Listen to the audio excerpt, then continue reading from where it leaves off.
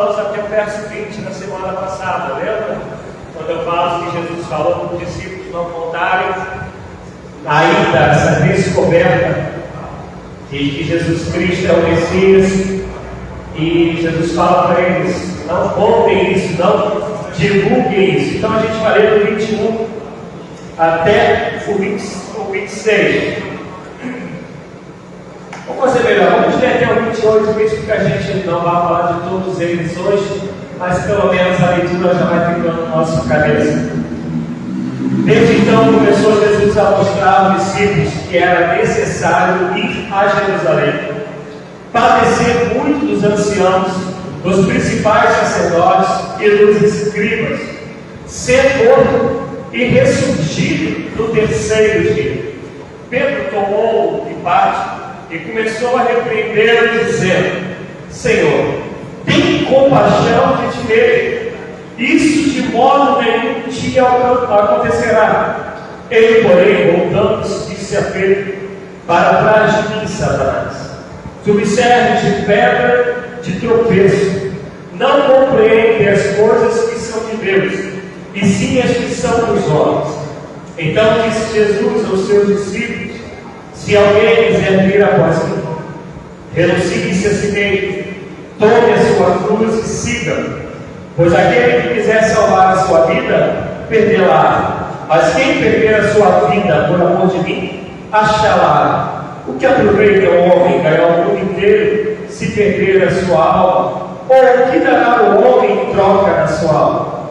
Pois o Filho do Homem virá na glória de seu Pai com seus anjos. Então recompensará a cada um segundo as suas obras. Em verdade vos digo que alguns que aqui estão não provarão a morte, até que vejam o Filho do Homem no seu reino. Amados, a gente, como eu falei anteriormente, a gente terminou falando na sexta-feira passada sobre o motivo de que Jesus fala para os discípulos, né? Não contem isso para ninguém. E a gente fez até uma comparação, não sei se todos lembram, quando a gente fala da mulher samaritana, e ela acaba de saber que Jesus é a água da vida, o Cristo, o Messias, e ela já sai anunciando. E aí a gente comentava que os discípulos eles tinham um chamado diferente. E aí a gente pegou alguns personagens bíblicos para explicar sobre essas pessoas que Deus chama de maneira diferenciada e a gente não sabe por que dele é Deus, ele faz como ele quer. Então a gente deu o exemplo de Abraão, de Moisés, de Davi e tantos outros que no meio de um povo Deus fala: olha, para você eu tenho algo diferente.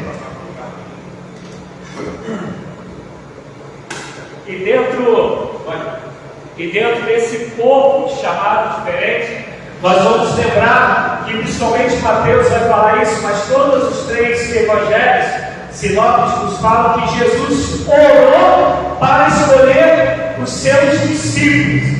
E aqui eu quero abrir um parênteses rapidinho. Jesus orou, foi para o monte e orou, queria estar sozinho, para poder ter um tempo com o Pai, a fim de poder depois escolher os seus 12. Tinha uma multidão, se vocês lembrarem, tinha uma multidão que seguia Jesus. Mas dessa multidão ele levanta 12, esses 12 mais tarde vão ser chamados de apóstolos. Todavia, mesmo tendo sido escolhido por Jesus, tendo Jesus orado, a gente vai lembrar que teve um que traiu Jesus.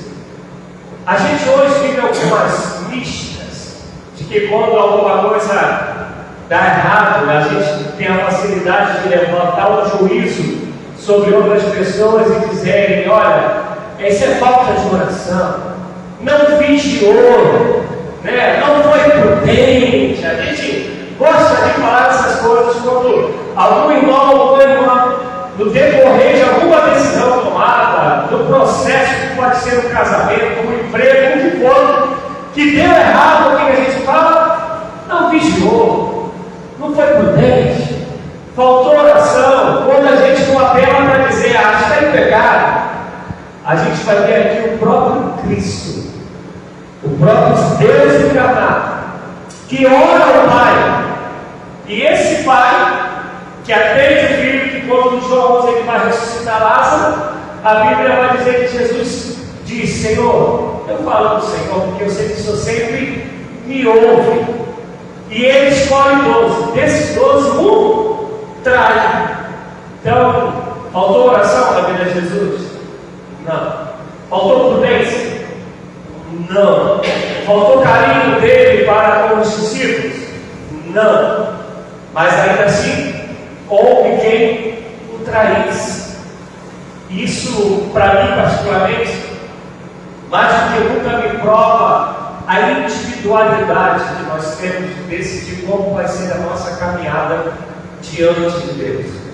Esse negócio que para nós que assim cremos, vamos chamar de livre-arbítrio, de poder escolher que caminho quer tomar, que decisão quer tomar. Eu lembro que quando nós estávamos no Peru, tinha um jargão novo, que hoje a gente quase não vê mais, não lê de novo, mas que ficava na internet direto, que dizia o seguinte: Adão e Eva foram infiéis a Deus estando no paraíso, e Jesus foi fiel a Deus estando no deserto. Então a fidelidade ela não tem a ver com algum lugar, com circunstância, ela depende de fato de cada um de nós. E nesse processo a gente vê Jesus escolhendo 12, que depois seria o nome de apóstolos. E esses 12 são que com eles estão aqui, com Jesus está aqui, estão caminhando com Jesus. E tudo isso que a gente falou anteriormente, mas esses 12 foram escolhidos no meio de um povo. E Jesus falou: esses que eu vou levantar, para que a partir deles o mundo saiba que eu sou o Senhor. E esses 12, por causa dele, que nós estamos aqui reunidos e proclamamos que Jesus Cristo é o caminho, a verdade e a vida. Por causa desses homens, que foi dito lá, vocês vão ser testemunhas dos 4 cantos da terra. Não está dito assim, como a gente lembra, né? Jerusalém, Judá, Jerusalém, Samaria, até os confins da terra. E por causa deles que nós estamos aqui. E caminhando com esses discípulos, a gente vê a revelação de Pedro. A gente vê Jesus falando, lembra, sobre as portas do inferno, sobre as chaves, tudo isso que a gente já falou nas aulas anteriores. E aqui chega um momento que Jesus fala: importa que eu vá para Jerusalém, eu vou sofrer, eu vou padecer, vai ser complicado, mas aí vem Pedro, que acabara de ter a revelação direta do Pai. Qual foi a revelação? Tu és o Cristo, o Filho de Deus vivo. E a resposta de Jesus é: muito bem, filho de Jonas, que não foi nem pai, não foi nem carne, nem o sangue que te revelou, mas foi o meu Pai que fez você entender isso. E aí Pedro, se achando agora a última rosquinha do saquinho, se achando o bam. Olha só como a gente tem uma facilidade muito grande para soberba. Olha só como a gente tem uma facilidade muito grande por egocentrismo. A gente, porque Deus nos usou alguma vez, ou porque Deus nos deu uma revelação, a gente acha que já pode tudo no nome de Deus, pode falar no nome de Deus. A gente está uma doença, hoje em dia, né? Para mim, isso é uma doença que vem a gente orar ao Pai e dizer que seja feita a vontade dele. O que a gente fala agora? Eu profetizo sobre a sua vida. Esqueceu o que significa profetiza, ou nunca soube, ou esqueceu que a oração é sempre feita em nome de Jesus, e eu preguei isso há um tempo, mas para que se cumpra a vontade do Pai. Por isso que vai Tiago, que é irmão de Jesus, dizer: pedis e não recebeis, porque pedis mal. Por que pediu mal? Está dizendo o texto. Porque pedis para gastar os vossos próprios deleites, isto é, para que se cumpra a sua própria vontade. O teu desígnio não é glorificar a Deus, é fazer com que Deus seja o gênio da lâmpada mágica, que a gente esfrega e faz o pedido para ele realizar. E a oração nunca é assim. A oração é que venha o teu reino, que seja feita a tua vontade. Mas porque alguns acham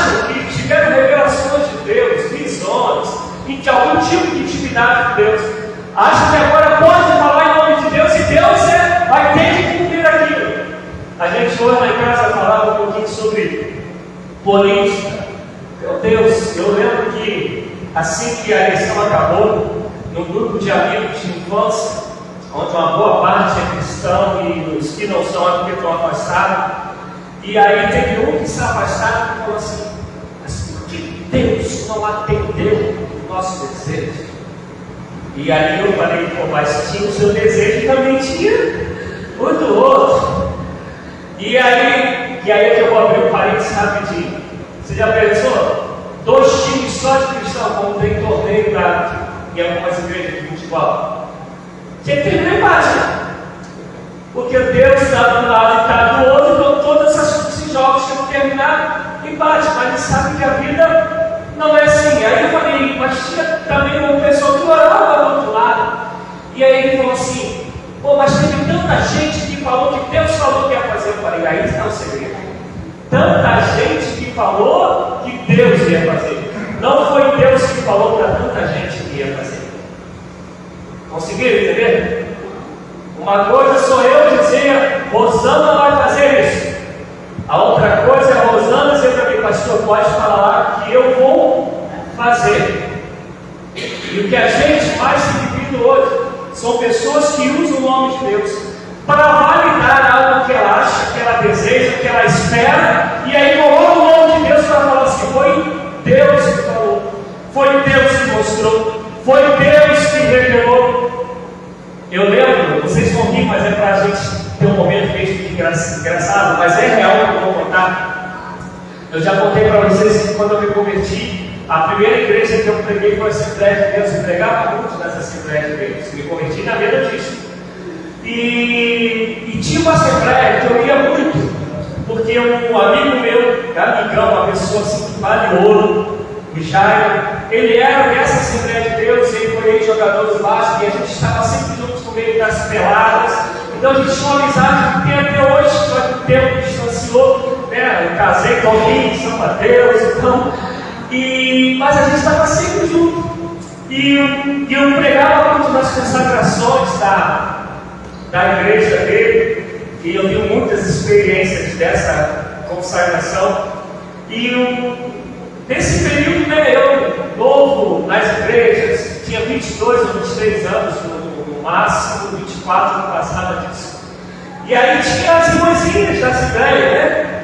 Aí um dia eu estou na minha casa, não sei se eu já contei isso para vocês, dos meus 14 aos 27 anos eu morei numa casa de barro, eu cresci numa casa de barro, e era uma irmã que olhava para a casa de barro e falou assim: ó, Deus mandou dizer que tem um propósito comigo e contigo. E aí eu, com muito carinho, falei para ela: amada, se Deus falou contigo, Ele também vai falar comigo. Eu namorava Alessandro, noivo, na cara do gol para casar, né? E aí veio uma irmãzinha da mesma igreja da gente, e veio mais ou menos com a mesma história. Deus, uma obra comigo, e eu noivo para casar, com dias contados para o casamento. Eu estou dizendo isso porque o que aconteceu com Pedro?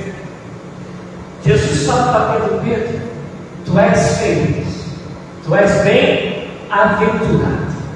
Não foi carne nem sangue que tu revelou, mas foi meu Pai que está nos céus. Aí Jesus vem e conta uma história horrível. Ele está contando: eu vou sofrer, eu vou padecer, eu vou ser traído. Ai, Pedro, eu estou assim com o Pai.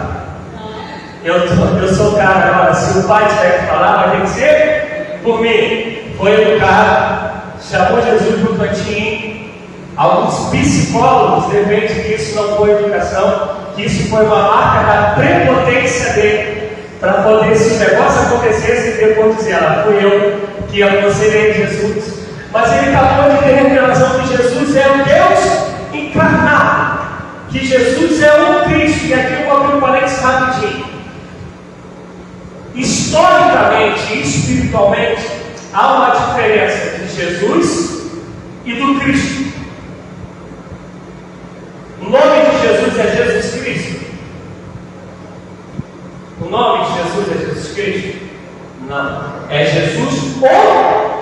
Cristo. Quem é o Cristo? O Messias, o enviado, o prometido. Jesus, homem, nasceu de Maria, tinha lá uma identidade, não sei como era esse negócio, mas tinha um registro dele. Esse era Jesus, filho de Maria e de José. Mas ele, Jesus, foi sabendo por Pedro, com a revelação do Pai, que esse Jesus é o Cristo. Se tu ler esse texto, vai dizer assim: desde então, eu não lembro se é aqui ou se é mais para frente. É lá em Lucas, não aqui. Quando a gente falar de Lucas, a gente vai ver que só depois que isso acontece, mas isso a gente vai falar mais para frente quando a gente entrar no outro tempo, que Lucas vai dizer: desde então Jesus criou o Cristo, isso é, não agora mais só Jesus. Se você ler até então, e Jesus saiu com os seus discípulos, e Jesus foi, aí agora vai passar a ser Jesus o Cristo, porque houve a revelação de que Ele é o Messias, de que Ele é o enviado. Então, quem morre na cruz, por favor, vê se vocês acompanham o raciocínio, qualquer coisa, pastor, eu não entendi. Quem morre na cruz, socialmente falando, é Jesus. Espiritualmente falando, quem morre na cruz? O Cristo, o Salvador, o Libertador, o Redentor, o Prometido, o Resgatador, o Emanuel. É Ele que morre para perdoar os pecados, porque o Jesus homem não pode perdoar pecado, somente o Cristo pode perdoar o pecado. Entendeu isso? Entendeu? Ficou dúvida? Tranquilo? E aí esse Jesus que agora o Pedro sabe que é o Cristo, ele fala que vai sofrer, ele fala que vai padecer, e vem Pedro e fala: isso não vai acontecer. Uma das outras coisas que eu falo, lembra que eu comecei aqui antes mesmo de entrar no estudo, falando que a gente vive por fé e não por vista? Uma das coisas que a gente mais tem dificuldade é aquilo que nos dá dor, nos causa sofrimento, a gente achar que Deus está naquele lugar, que Deus está naquele projeto. Quem lembra lá de Atos que Pedro vai dizer que ele estava feliz por se acharem digno, por padecerem por causa do nome de Jesus? Consegue ter a ideia disso? O cara apanhou, foi preso. Quando ele sai, ele fala que estavam muito felizes, porque foram achados dignos de padecer. Se tu pegar essa palavra padecer no grego, é a ausência de praticamente de tudo que é bom. Tens ideia disso? Ele fala assim: nós sofremos muito por causa do nome de Jesus e estamos felizes por causa disso. Sinceramente, a gente tem condições de expressar isso? Porque o primeiro sofrimento que vem, a nossa pergunta não é: Senhor, tu estás nesse negócio? A primeira coisa que a gente faz: Senhor, nos livra desse negócio. Sim ou não, gente? É ou não é assim? Agora, Jesus vai morrer, ele também tem esse desejo. Lembra? Se possível for, passa de mim esse cálice. Mas tem uma preocupação: não seja como eu quero, seja como o Senhor quer. Atos 16, Paulo e Silas estão presos. Quem lembra de que eles fizeram lá na cela? Orar e não tem nenhum momento falando: Deus, por que eu estou passando por isso? Não teve nenhum momento falando: isso é força do demônio. Não teve. Ele sabia que ele estava vivendo no centro da vontade de Deus. E quando a gente entende isso, o negócio é tão forte, tão sério, que quando Silas e Paulo cantam, e olha o que acontece: as grades se abrem, e aí eles saem correndo.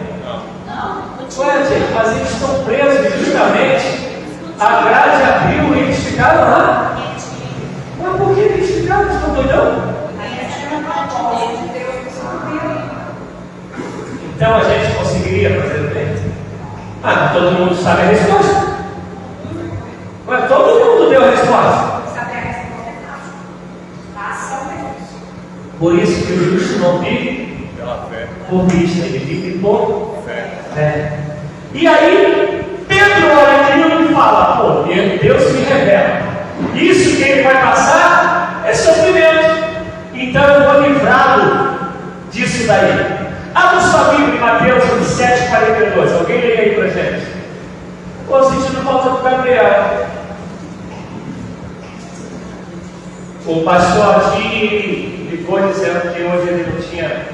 Ligou não, a gente fala ligou, né? Mas é condições de vir, que falou que a vida essa semana foi muito corrida e que a irmã Sônia estava dando uma geral lá na casa, resolveu dar geral hoje, então não dava para ele estar presente hoje.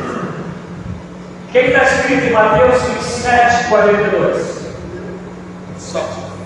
Salvou os outros, a si mesmo não pôde salvar. É rei de Israel. Que ele cresça, que ele desça da cruz, e então creremos nele. Vamos lá. Tem alguma similaridade com isso daí? Ó, Jesus está agora morrendo. E aí vem, desça da cruz. Se tu és de fato rei de Israel, a gente vai saber realmente que tu és rei de Israel.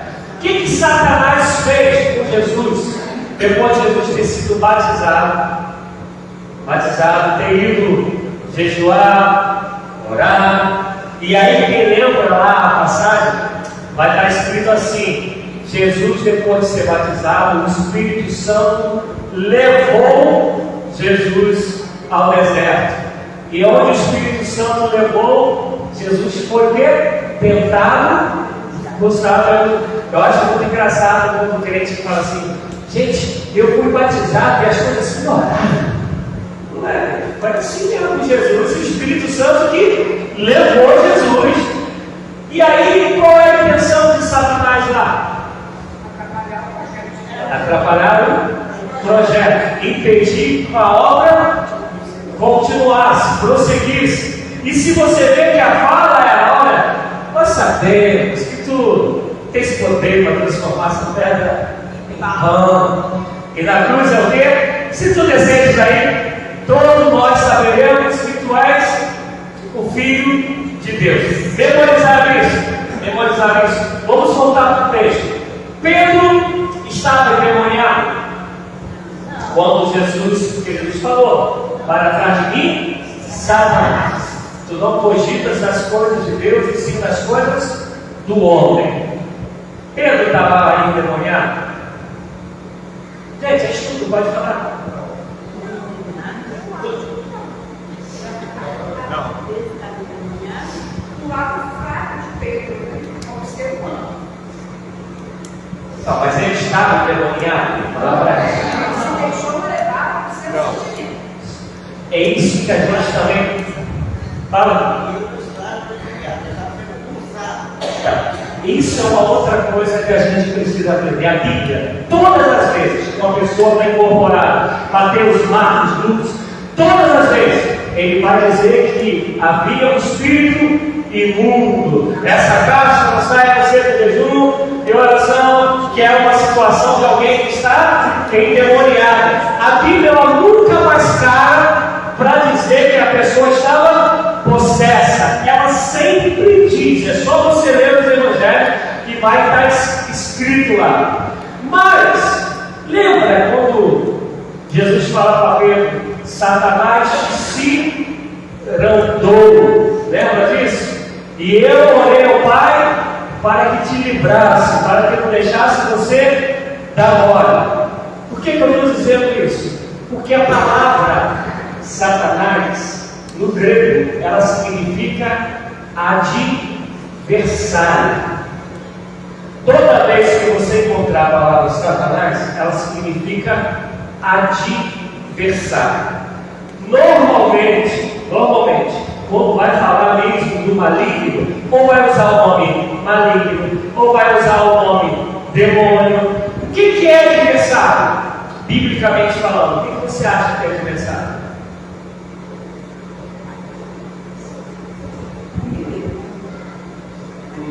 Alguém que quer sua vitória. Tudo que vai contra o projeto de Deus é adversário de Deus. Tudo que não deseja que a vontade de Deus se conclua, se concretize, se tornou um adversário de Deus. Então, quando Jesus está falando para Pedro, aí usando a expressão crentez, Pedro deu uma brecha. E aí, o enganador, o adversário, usa Pedro para fazer com que, pelo menos era a intenção do maligno, que a obra de Deus não se concretizasse, porque estava profetizado que Jesus tinha que padecer por causa dos nossos pecados. E aí o adversário usa Pedro nessa vaidade, nessa soberba, nisso de achar que agora ele é o arauto de Deus. Vocês entendem arauto? Todos entendem o que é arauto? Arauto é quando o rei ele queria se pronunciar para o seu povo, quer seja com uma norma nova, com uma lei nova, ou anunciar que chegou o seu filho. Ele falava do arauto e aquele pessoal reunido, o arauto ia e falava. Os filmes mostram isso. Então Pedro achava agora que ele era o arauto de Deus, ele era o porta-voz de Deus, e ele fala assim: eu vou ajudar a Jesus a não passar por isso. Escuta que eu vou falar para cada um de nós com muito carinho. Deus não precisa de ajuda. Deus precisa de obediência. Consegue entender isso? Deus não precisa de ajudadores. No máximo, a Bíblia me chama de cooperadores. Aqueles que trabalham juntamente com o propósito de Deus. Agora, ajuda, Deus não precisa. Deus não precisa daquilo que a gente chama do jeitinho brasileiro.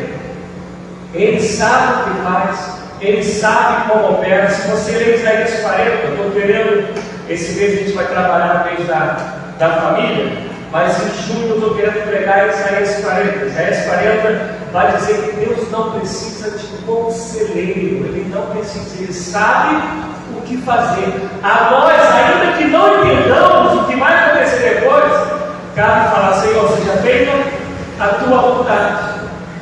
Estão entendendo, gente? Então, por isso, daí. E aí, Pedro fala isso para Jesus.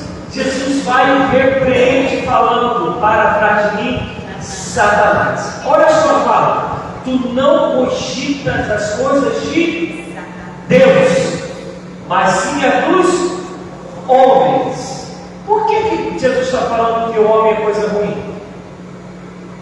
Naquele momento estava sendo acusado. Porque ele fala homens, lembra? Tu não cogitas das coisas de Deus, e sim das coisas dos homens. Por quê?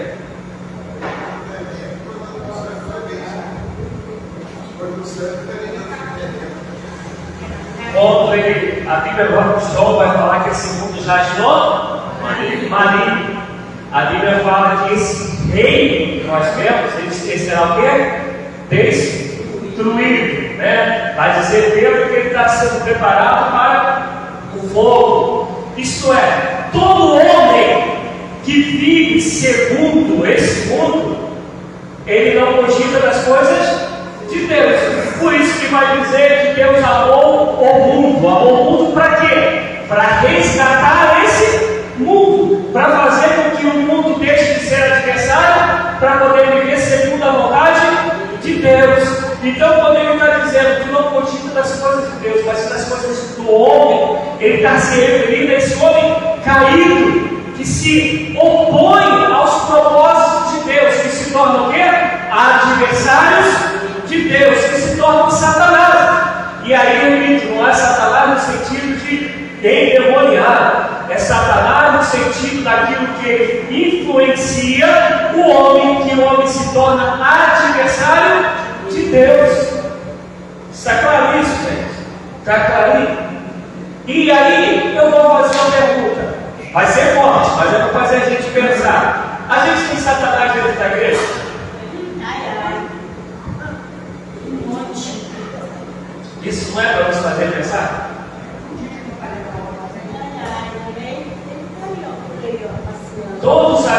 que se opõem ao propósito de Deus se tornam o adversário de Deus. Dentro da palavra se tornam satanases.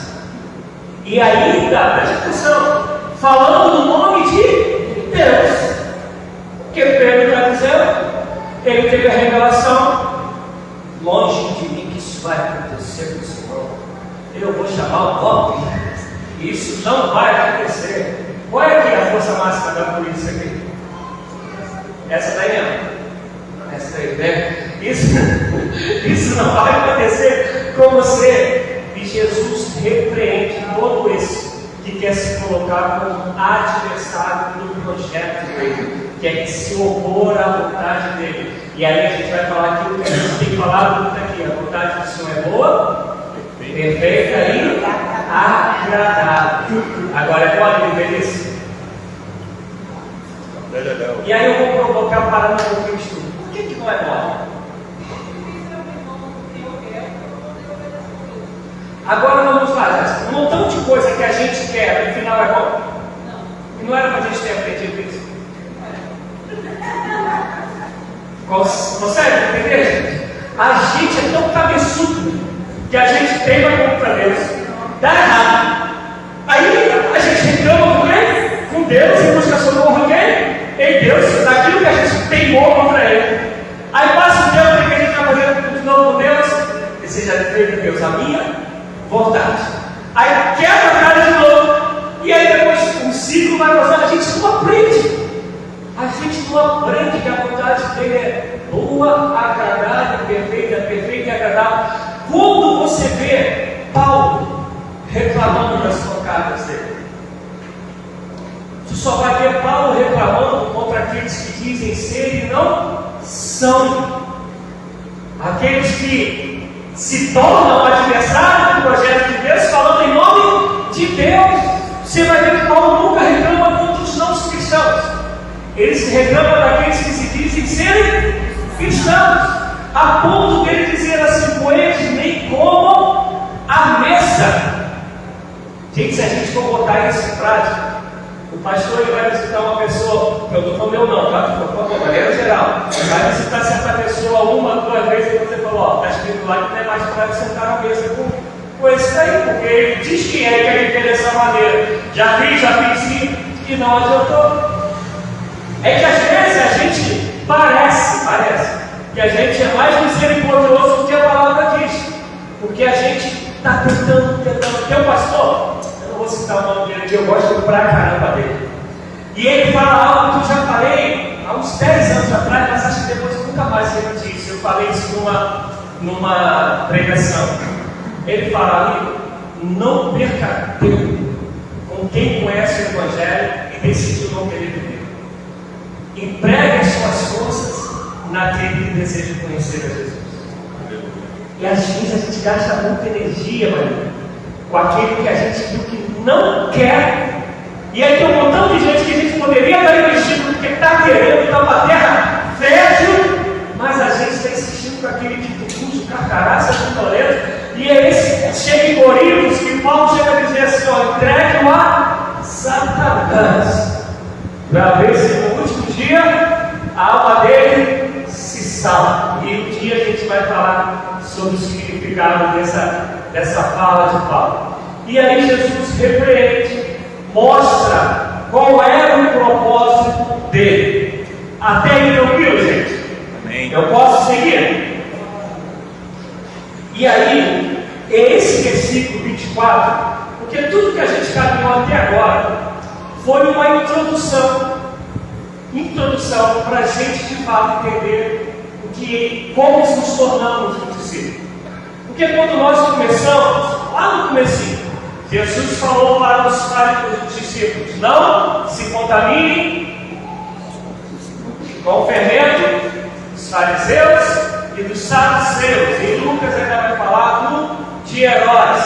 E aí a gente chegou em Cesareia para a gente entender que a gente se torna, se faz, discípulo do lado de dentro, não foi isso? Do lado de fora, sal do saleiro, não é isso? Não, sal fora do saleiro, sal da terra, misturado com esse mundo. E aí a gente está até agora falando dessa revelação que a igreja do Senhor está sendo implantada. A autoridade que Deus deu à sua igreja. E aí eu vou abrir rapidinho um parênteses. Vocês acham que se Judas ele tivesse permanecido no chamado de Deus, ele continuaria sendo um apóstolo? É simples. Jesus chamou 12. Desses 12, dentro deles estava Judas vai e trai o gritão moedinha. O problema foi trair. O problema de Judas foi trair. Pedro pegou 3 vezes. Tomé duvidou. O problema dele foi não se arrepender e acabou dando cabo da sua vida. Porque Deus Jesus falou: você vai me negar. Você vai. Imagina você sabendo o que vai fazer. E não foi um mês depois, não. Foi logo depois. Ele pegou 3 vezes antes do galo cantar. E Jesus vai até ele, lembra? Pedro, tu me amas? Apacenta as minhas ovelhas. Pedro, tu me amas? 3 vezes. E depois Pedro se torna o Pedro que a gente conhece. Só que nesse processo ainda, Pedro ainda foi repreendido por Paulo. Gálatas, Paulo escrevendo, vai dizer que ele repreendeu a Pedro, porque Pedro exigia uma coisa dos judeus, mas se comportava de outra maneira. Aí quando Paulo e a caravana chegou, Pedro quis dar um jeitinho brasileiro, e Paulo foi e censurou, para você ver que nós somos discípulos, nos tornando discípulos. Ninguém é discípulo por completo. Seria mesmo, não sei se é o tempo, né, que Deus vai permitir que a gente fique aqui, mas quando a gente vê 1 Coríntios, 2 Coríntios, tu vais ver uma maturidade de Paulo tremenda em relação à primeira carta dele aos Coríntios. Inclusive, quando ele escreve 2 Coríntios, há um pedido de desculpa dele em relação a uma coisa que ele fala em 1 Coríntios, porque nós somos pessoas em formação, nos tornando todos os dias discípulos de Jesus, sendo alunos permanentes que desejam praticar aquilo que têm aprendido, e aí nos tornamos discípulos de Jesus. Amém, gente? Até aí? Amém. E aí chega Jesus e fala essa parte que é onde a gente vai entender que nós somos, o que nós temos que viver, nós temos que ser. E antes de eu entrar no versículo 24, eu quero só fazer lembrar: ninguém, e isso a gente vai falar quando a gente falar sobre os dons espirituais, lá de 1 Coríntios 12, a gente tem o costume de dizer, né, a pessoa tem o dom da profecia, tem o dom de curar. Ninguém tem. Deus nos usa. Tanto é que ele vai dizer: procurai nos erros melhores dons, que eu vos mostrarei o caminho mais excelente. E aí vai falar do amor, mas ninguém tem poder para curar na hora que quer. A gente vai estudar isso quando falar sobre nós, mas rapidinho, que eu acho que já falei sobre isso aqui no estudo. Timóteo era muito querido por Paulo? Sim. Paulo achava que Timóteo seria o sucessor dele. Paulo, inclusive, deixa Timóteo em Éfeso para poder assumir a igreja de Éfeso. Paulo é para Timóteo que ele escreve diretamente com as cartas perto da sua morte. A última, então, é como ele já está naquela semana para ser executado. E Timóteo sofria de enfermidade no estômago. E Paulo, que até o lençol de Paulo curava, o lençol de Paulo não curou Timóteo, nem o próprio Paulo curou Timóteo. E aí Paulo aconselha Timóteo: não tome somente água, tome também um vinho por causa das suas constantes enfermidades. Isso é para a gente entender que é Deus quem opera tudo em todos, como está lá em Coríntios, mas segundo a vontade dele, para a glória dele. Então nós somos usados por Deus. Nós não temos o domínio do dom do Espírito Santo. Mas isso a gente vai falar mais para frente, é só para a gente entender que foi isso que Pedro achou. Pedro achou que toda hora, para que ele falasse, seria Deus falando, tendo a revelação de Deus. E aí ele tem que ouvir de Jesus, né? Tu és o meu adversário, então para trás de mim. E aí ele vai entrar no versículo 24. Então Jesus disse aos seus discípulos: se alguém quiser vir após mim, renuncie a si mesmo, tome a sua cruz e siga. Lucas 14, do 25 até o final, que acho que é 33. O microfone não está lá ainda, né? Quem pode ler? Então, quem pode ler para a gente? Leia no microfone. Lucas 14, do 25 até o final do capítulo 25. Eu não lembro se termina no 33, no 34.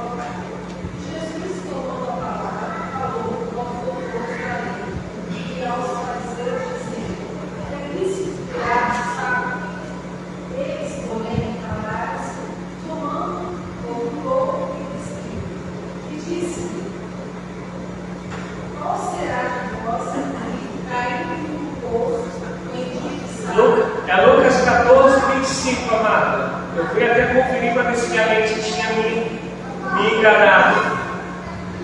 Eu também. Então vai lá, Ju. Segue a tua, Rafael.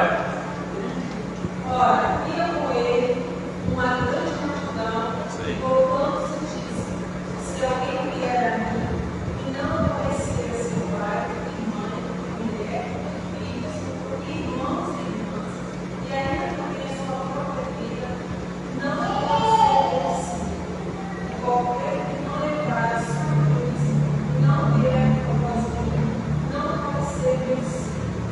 Pois qual de vós querer ficar com o outro, não se assenta primeiro a fazer as contas, os gastos para ver se tem alguém acabar, para que não aconteça, depois de haver feito os acessos e não poder acabar todos os que comecem a escarnecer dele, dizendo: este homem começou a edificar, não pôde acabar. O qual é o rei que tudo ama. Aí, até o final do capítulo. O qual é o rei que indo à guerra, a pelejar contra outro reino, não se assenta dele a tomar conselhos sobre se com 10 reinos, pode sair do encontro que veio contra ele por indivíduo. De outra maneira, estando todos ainda longe, manda embaixadores e pede condições de paz. Assim, pois, qualquer de nós que não negocia, não tem, não pode ser vencido. Bom é o Pai, mas se o sol degenerar, como que se acabará? Nem presta para a terra, nem para o fogo. Lança-o fora, quem tem ouvido para ouvir, ouça. Então, a gente, eu pedi para ler até o final, porque vai ter partes aí que a gente vai mais para frente falar de novo, como eu falei agora do sal, e daí fala do sal. Mas depois a gente tem que ver se a Rosana faz as pazes com o microfone, né? Não sei que o microfone fez com ela, mas a gente tenta ver se o perdão é liberado nesse processo aí, que vai ser um dos temas do estudo do perdão. Aí tem uma parte que fala sobre prudência, cautela, sabedoria. Qual é essa parte que nós lemos que essas coisas se encaixam nisso aí que eu falei? Disso aí que nós acabamos de ler. Porque se eu usar uma outra palavra ainda fica muito na cara. Então, dentro do texto que nós lemos, aí tem uma parte aí contada que fala sobre sermos prudentes, cautelosos, sábios. Qual é essa parte dessa passagem que nós lemos? Acho que é o 33. Qualquer um de vocês que não anunciar tudo o que tem, não pode ser meu discípulo.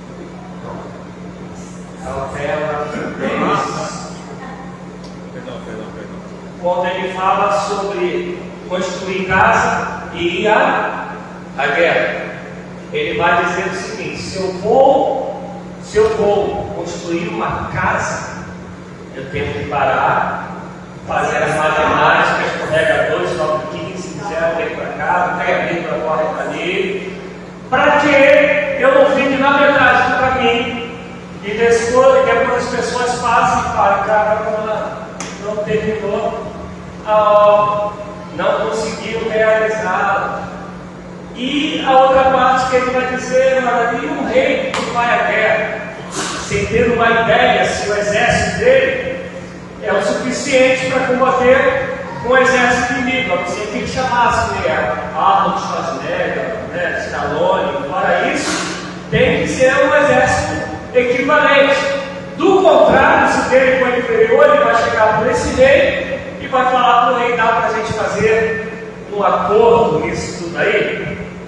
E aí a passagem que nós lemos no versículo 24 está escrito: se alguém quiser.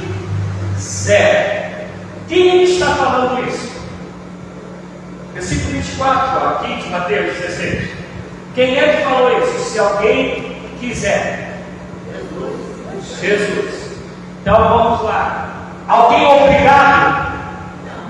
Não. É de livre Livre, espontânea vontade. Mas é interessante também que na versículo de Lucas vai dizer que aquele que ama pai e mãe mais do que a mim não é merecedor de mim. E é claro, dá para a gente seguir Jesus? Dá, né? Mas se Jesus falou sobre família, como agora ele está sendo contra a família? Fala, filha, fala para todo mundo ver, vamos ficar lendo os teus lados. Quem nos deu nossos pais? Quem tem o controle da vida dele? Deus, não é? E quando Jesus está falando isso, ele está falando que tu vais abandonar os seus pais? Não.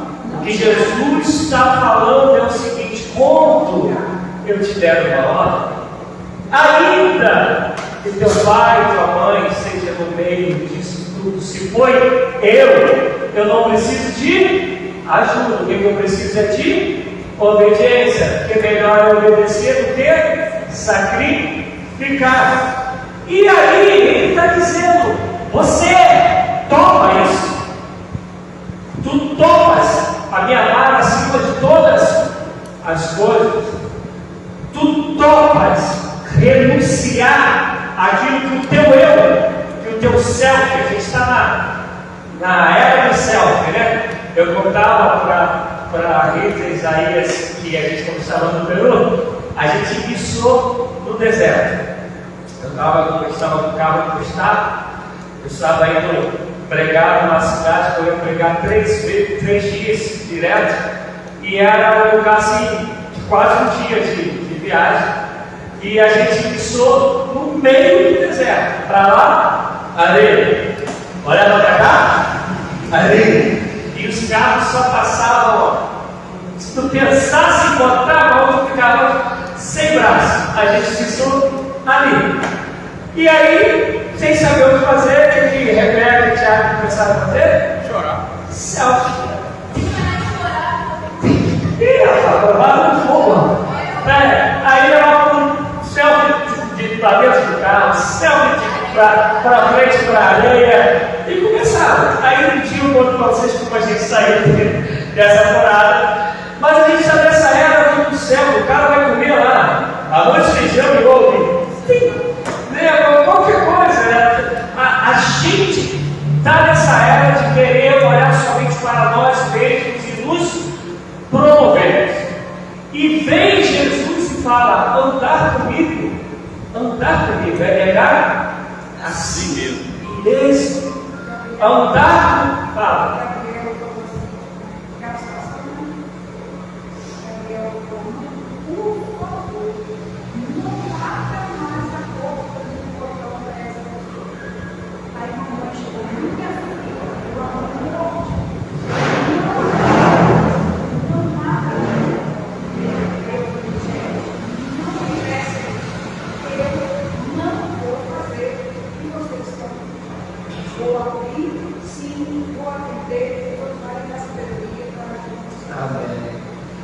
E aí, vamos trazer isso para os dias de hoje. O Evangelho que a gente tem vivido, e toda vez que a gente pode eu falar a gente, eu estou falando da gente daqui, eu estou falando de maneira geral. Tem a ver com negar a si mesmo ou tem que a ver com satisfazer o céu? O eu. As pregações, as promessas, elas são sempre para satisfazer o quê? Sempre. Tu pode reparar, claro que tem exceções, estou falando de via de regra. Vou dar um exemplo, a gente vai ter consigo aqui. A Marres.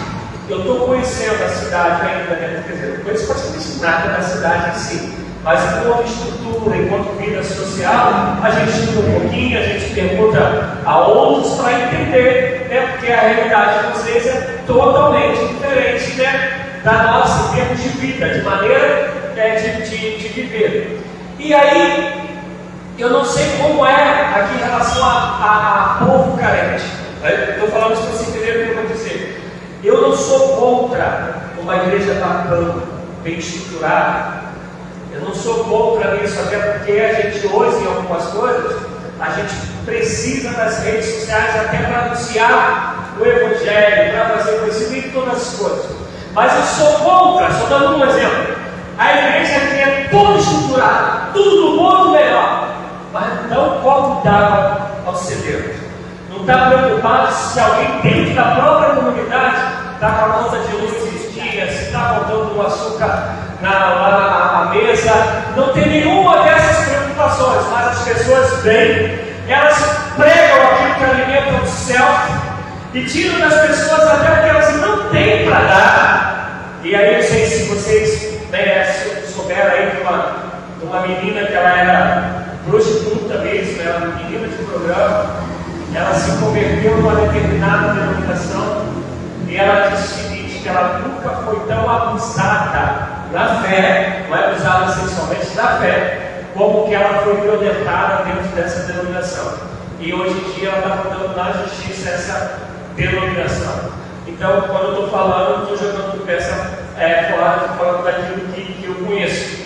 Porque alimenta o céu, mas esse céu social. Não é aquilo que alimenta a alma, não é aquilo que acalenta o espírito, não é aquilo que fortalece o nosso ser para continuar vivendo a vida como a vida é. Porque nós nos tornamos pessoas que queremos somente que o nosso eu prevaleça. E vem Jesus e vai dizendo: você quer vir? Para vir você tem que negar. É se quiser. A opção é nossa. E tem muita gente que não entendeu isso, mas entendeu o alimento do céu, e aí se encaixa naquilo que a gente falou agora há pouco. São dentro da igreja que se tornaram verdadeiros adversários, porque não querem obedecer à vontade de Deus, não querem que se conclua o propósito de Deus, e no meio disso viraram adversários do caminho do Senhor, da obra do Senhor, porque a preocupação é o eu, fazendo a gente entender melhor. Se cada um da nossa igreja, quer seja aqui, quer seja Cacique, quer seja em São Pedro, se cada membro dissesse para Deus: Deus, eu vou viver para cumprir o que o Senhor tem na minha vida, você não acha que a gente já tinha mudado a história de São Mateus e em outros lugares? Agora, quantos agentes no meio da gente só é assistente, e não assistente no sentido de dar assistência? Quem dera se fosse para dar assistência, mas somos assistentes no sentido de assistir. Chegamos aqui, assistimos o que queremos, falamos mal do que não queríamos, não queremos nem saber se é da vontade de Deus ou não, mas não agradou a gente fala mal e volta para a vida como ela é, virada o quê? Adversário da obra de Deus. Não renunciaram a si mesmo, não negaram a si mesmo. E por isso o chamado de Jesus é muito forte. Se alguém quiser, ele não obriga ninguém.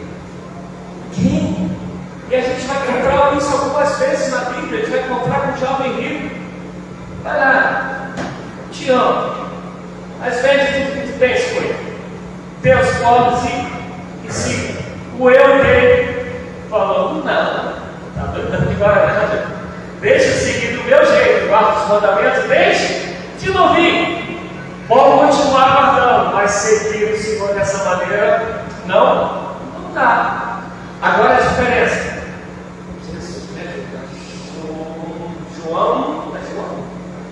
Lucas 19, eu acho. Lucas 19, 10. Nicodemos, 19, 10. Versículo 10. Chega Jesus na casa de Nicodemos. Jesus desce todo errado, mas muito errado. Ele entrou na casa de um cobrador de impostos. Zaqueu. Alguém está ligado. Ele entrou na casa de Zaqueu, que devia ter o tamanho da minha mãe, né? 1,40, minha mãe tem 1,43. Zaqueu deve ter esse tamanho, devia ter esse tamanho também. Que ele sobe numa árvore. E aí Zaqueu quer olhar Jesus. Chega Jesus para Zaqueu e fala: desce depressa, que importa que eu come contigo, que você vai preparar lá o dia de doce com leite, vai preparar o peixe na brasa, e eu vou comer contigo. Zaqueu desce e recebe Jesus. E aí ele diz, dele de Zaqueu, ele diz: Senhor, o que eu tenho dado volta aos outros, o que eu tenho metido a mão nos outros, eu vou dar 4 vezes mais. E aí Jesus fala: hoje a salvação chegou na sua casa. E a gente não tem ideia do que Zaqueu estava fazendo. Todo publicano, que é cobrador de impostos, né? Publicano significa cobrador de impostos, todos eles eram muito ricos. Mas muito, não eram poucos ricos. E está dizendo, Zaqueu, não só vou abrir mão disso. Zaqueu está dizendo: eu vou recompensar, eu vou fazer justiça.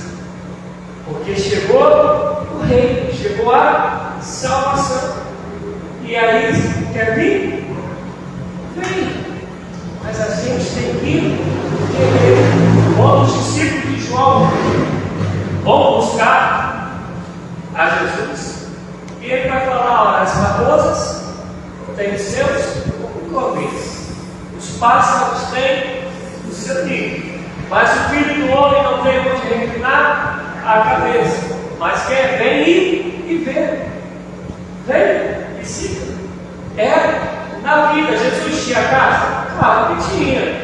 Só que a vida de Jesus era como? Andando na vida como a vida é. Não é um endereço, não é um CEP, é a vida. Indo, por isso que Mateus 28 ele fala: indo fazer discípulo, é na vida, é caminhando.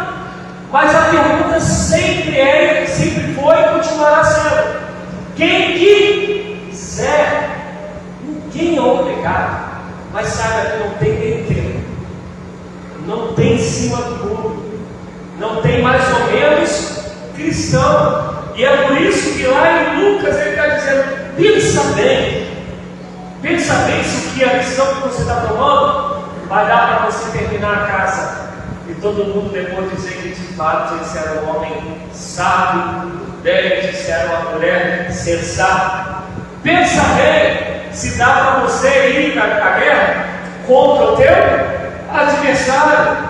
E se tu lembrares quantas vezes a Bíblia vai nos mostrar sobre construção de casa, sobre construir na rocha, como sermos templo do Espírito Santo, que somos soldados de Cristo, que fomos chamados para combater o bom combate. Deus está falando isso, está dizendo: olha, casa, tu tem que ir até o final para deixá-la pronta. Guerra, tu tens que vencer o teu adversário. E tu estás disposto a isso? Está disposto. E a gente precisa entender isso para se tornar discípulo. Porque antes disso, vem toda a revelação. Eu sou prometido.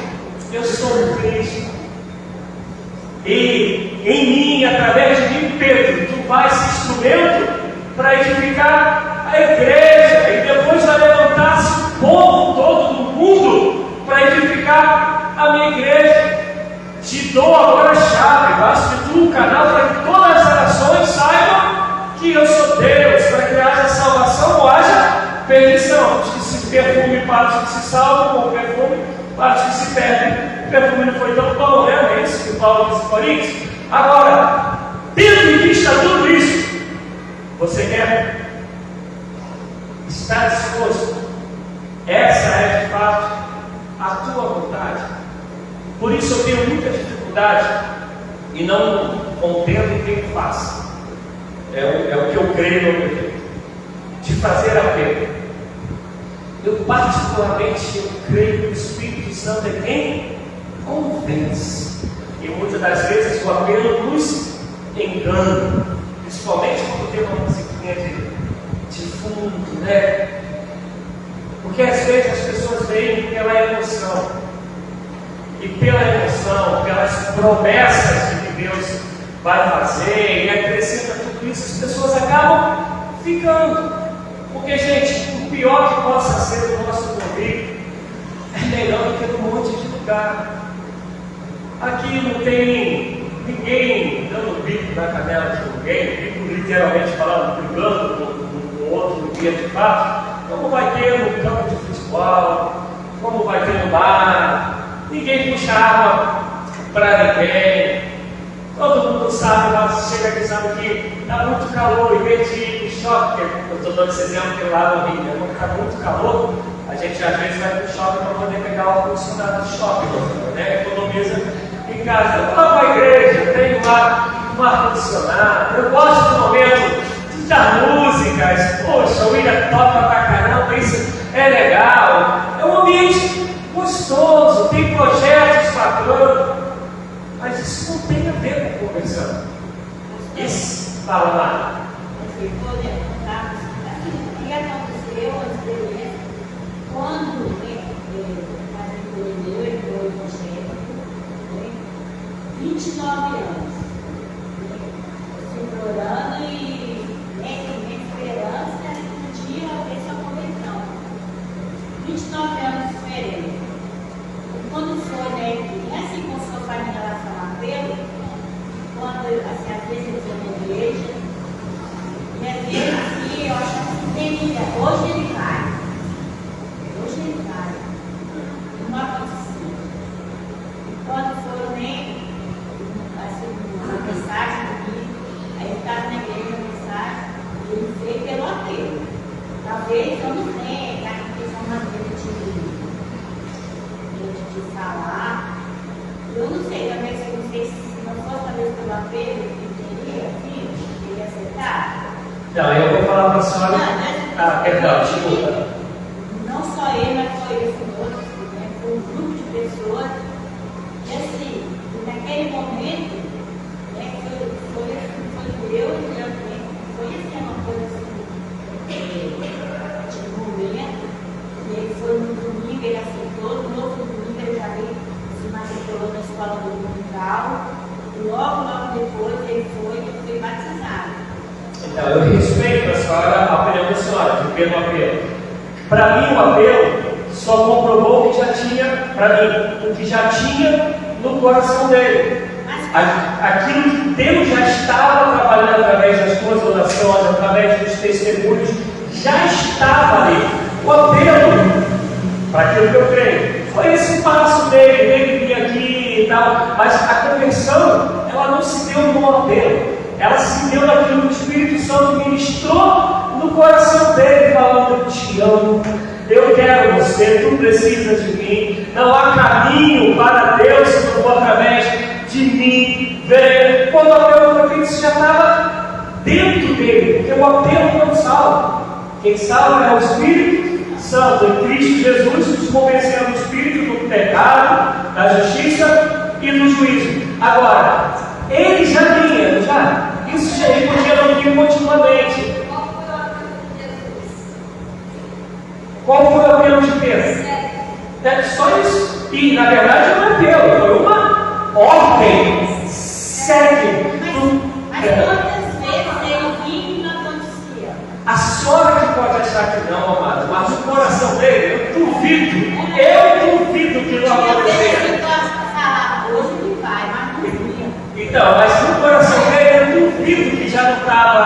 voltar para isso lá. Depois só cutucar ele para ele responder para esse lado. Quer ver?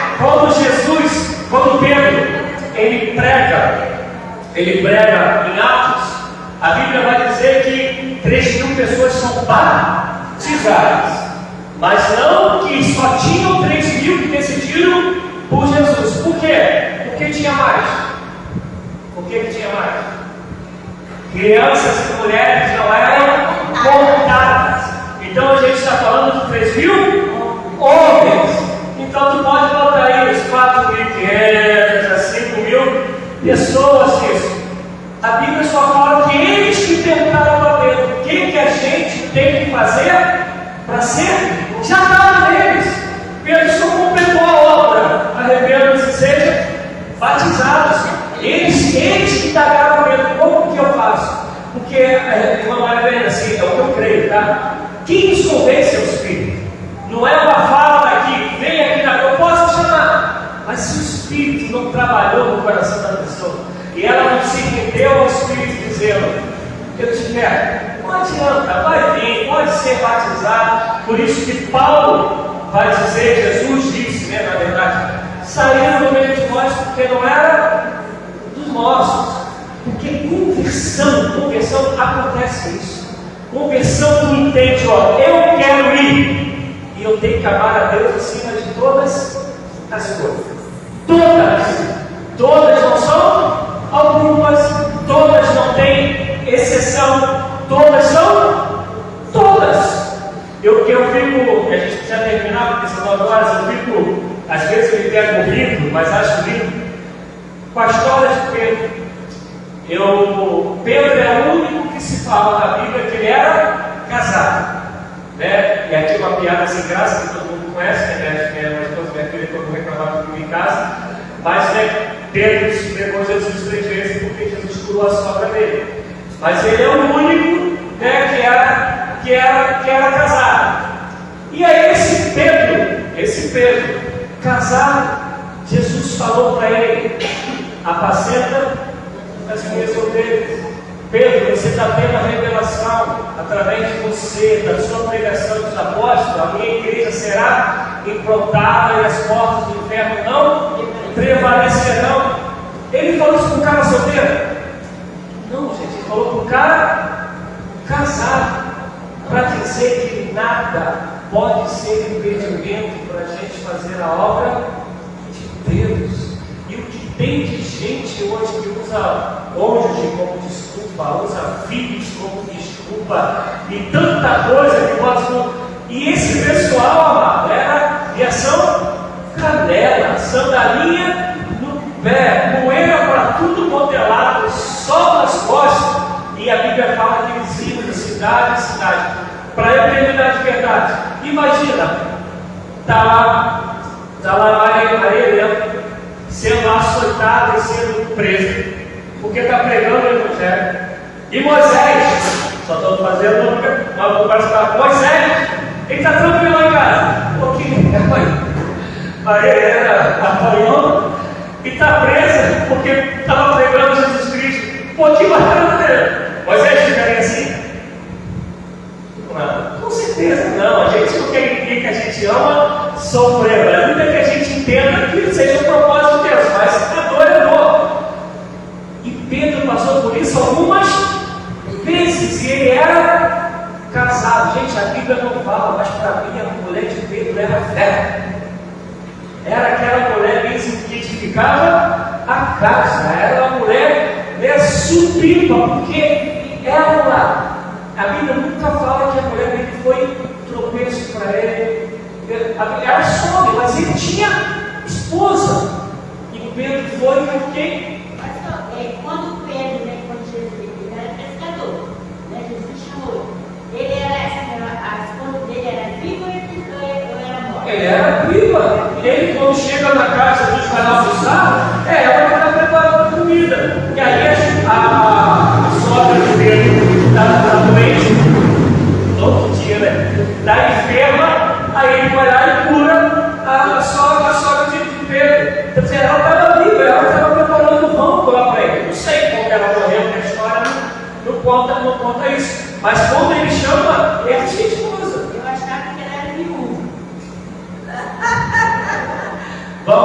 ficar de pé, gente.